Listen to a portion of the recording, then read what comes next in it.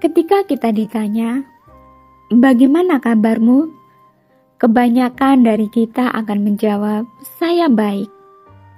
Tetapi, apakah itu mencerminkan kondisi kita yang sebenarnya? Apakah kita benar-benar dalam kondisi yang baik?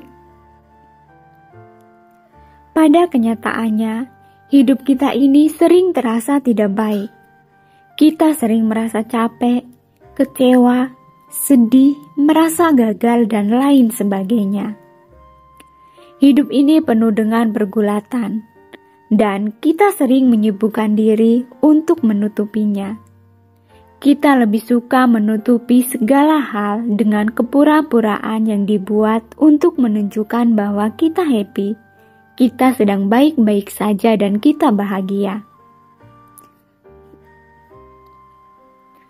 Kita berusaha untuk bahagia dengan berbagai cara, mengejar keinginan kita, dan menolak apa yang tidak kita inginkan.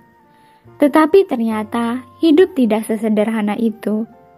Banyak sekali kekecewaan dalam hidup. Sering apa yang kita dapatkan tidak sesuai dengan apa yang kita inginkan. Bahkan banyak sekali keinginan kita yang tidak pernah terpenuhi sama sekali. Begitu banyak keinginan membuat kita hidup jungkir balik, babak belur, kadang ikut-ikutan tanpa mempertanyakan untuk apa sebenarnya semua ini. Filosofi bunga teratai. Bunga teratai hidup di atas lumpur dan air yang kotor. Betapapun kotor tempatnya hidup, bunga teratai tetap dapat tumbuh dengan baik dan penuh keindahan. Begitu juga kehidupan kita sebagai manusia yang penuh tantangan. Duka melahirkan meta, karuna, mudita, dan nilai-nilai kemanusiaan. Manusia dilahirkan dengan benih welas asih dan benih kebudayaan. Di dalam lubuk hati kita yang paling dalam, kita semua memiliki keinginan untuk menjadi orang baik, untuk menolong sesama. Hasrat dan keinginan tetap kita jalani dengan kebaikan, sehingga harta yang kita dapatkan bersumber dari kebaikan pula, sehingga pada akhirnya akan memberikan suatu keindahan bagi lingkungan dan alam sekitarnya seperti bunga teratai.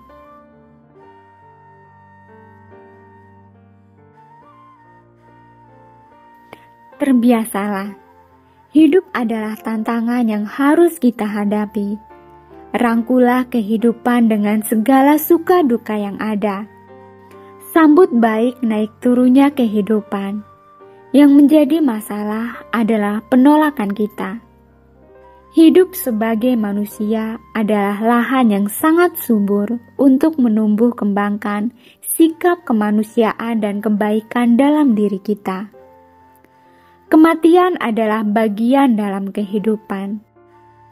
Kita perlu mengkontemplasikan tentang kematian, tentang kesementaraan hidup, agar kita ingat bahwa hidup kita ini hanyalah sementara. Kehidupan ini sangatlah singkat, dan pertanyaannya adalah, apa yang Anda lakukan dengan hidup Anda? Jangan sampai menyesal, mengingat hidup ini sangat singkat. Inilah yang membuat hidup menjadi lebih hidup, yaitu memunculkan tekad atau aspirasi untuk menggunakan sisa hidup dengan lebih baik agar berguna bagi sesama.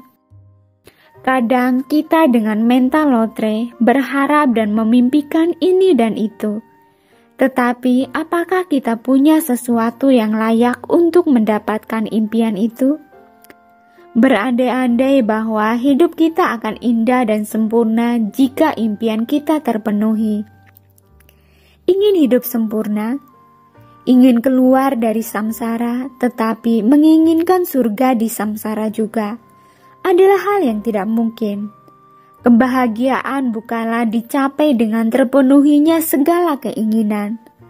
Sang Buddha mengajarkan 4 kesunyataan mulia atau Cattari Arya Sacani, yaitu duka, sumber duka, lenyapnya duka, dan jalan menuju lenyapnya duka.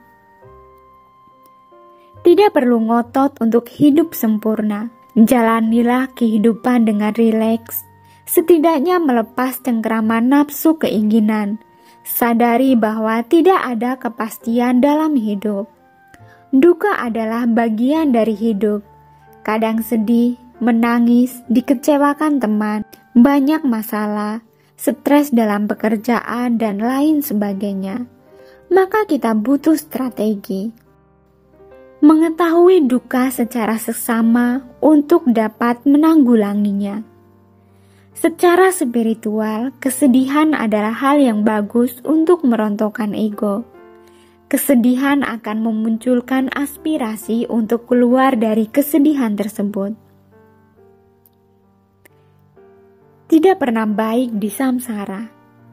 Kita mulai di sini dan sekarang, dengan segala kekurangan dan kelebihan kita, dengan segala kejelekan dan kebaikan kita, terima dan jalani. Berandai-andai tidak akan membantu, tetapi terima dulu apa adanya, terimalah dan berusahalah akan lebih memacu. Kebajikan hati berupa kasih sayang yang sangat penting untuk hidup yang lebih berarti. Lawan kata kasih sayang bukanlah hanya kebencian. Lawan kata kasih sayang sebenarnya adalah tidak peduli. Kebahagiaan itu sederhana.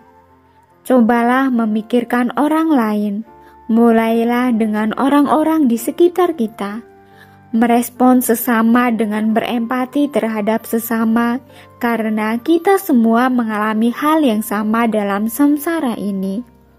Kasih sayang bukan berarti semua harus indah. Semakin kita sayang kepada seseorang, apakah kita akan semakin bahagia? Tidak. Malah sebaliknya, semakin menyakitkan. Bagaimana menjalani kehidupan dengan hati terbuka? Dengan hati terbuka adalah dengan kasih sayang. Dapat menerima apa adanya, mencintai apa adanya. Tanpa pengertian, maka tidak mungkin ada kasih sayang. Kasih sayang adalah pengertian bahwa hidup tidak sempurna. Kita tidak sempurna, orang lain tidak sempurna, orang tua kita tidak sempurna. Semua tidak ada yang sempurna dalam samsara ini. Orang tua kita telah berusaha semaksimal mungkin untuk membesarkan kita. Jangan pernah komplain mengenai orang tua kita, karena kita sendiri yang memilih siapa yang akan menjadi orang tua kita. Jangan tanyakan mengapa saya begini. Dalam kondisi kita yang seperti ini, terimalah. Kita mulai dengan menyambut diri apa adanya, tidak menyerang diri sendiri, mengkritik diri sendiri, menyalahkan diri sendiri, tapi mulailah dengan peduli pada diri sendiri. Depresi muncul karena tidak menerima diri sendiri, sehingga muncul kepura-puraan. Sangatlah penting untuk jujur pada diri sendiri. Melihat diri apa adanya dan menerima kekurangan diri tanpa ditutup-tutupi. Dengan jujur apa adanya, maka kita akan nyaman tanpa kepura-puraan. Koreksi diri dengan kejujuran total pada diri sendiri.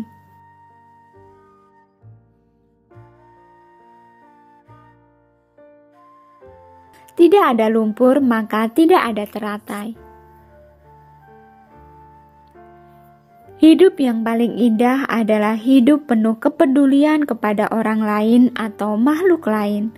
Selalu semangat melakukan kebajikan. Kita berbuat kebajikan untuk kebahagiaan orang lain, maka kita juga akan merasakan kebahagiaan. Metta bukan mengenai feeling atau perasaan, tetapi adalah ingin orang lain bahagia. Adalah kasih sayang secara aktif memberikan kebahagiaan atau manfaat bagi orang lain. Walau hanya senyum atau tegur sapa, Jika didasari oleh kasih sayang yang tulus dari hati, maka akan memberikan kebahagiaan kepada orang lain maupun diri kita sendiri. Lihatlah segala sesuatu dari kacamata kasih sayang. Kasih sayang dapat menanggulangi tantangan hidup, sementara manipulasi eksternal tidak akan berhasil. Resep bahagia hanyalah berusaha peduli pada orang lain.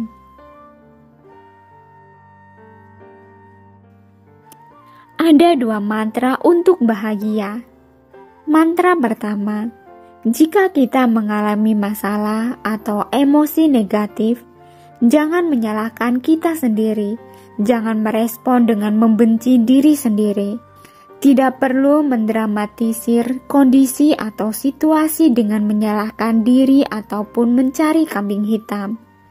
Dengan kapasitas dari meditasi, kita tidak perlu melarikan diri dari apa yang kita alami.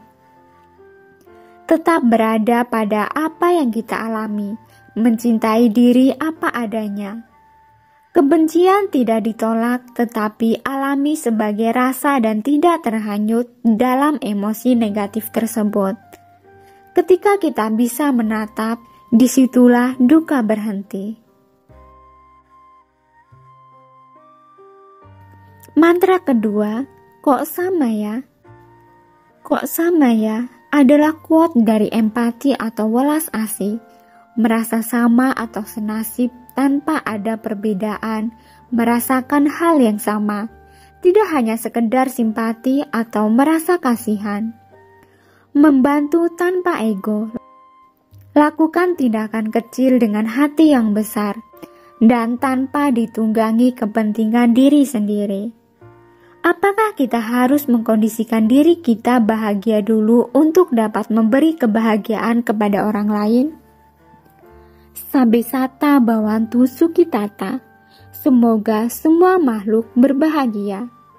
Arti mendalam adalah bahwa kebahagiaan semua makhluk adalah tanggung jawab kita. Sebagai tekad untuk membahagiakan semua makhluk yang kita temui, kita akan bahagia jika kita dapat membantu orang lain.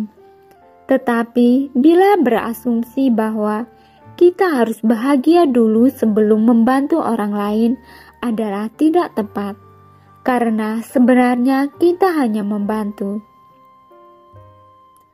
Saat kita membantu, saat itulah kita merasa bahagia. Jadilah orang baik yang pintar dan bijak.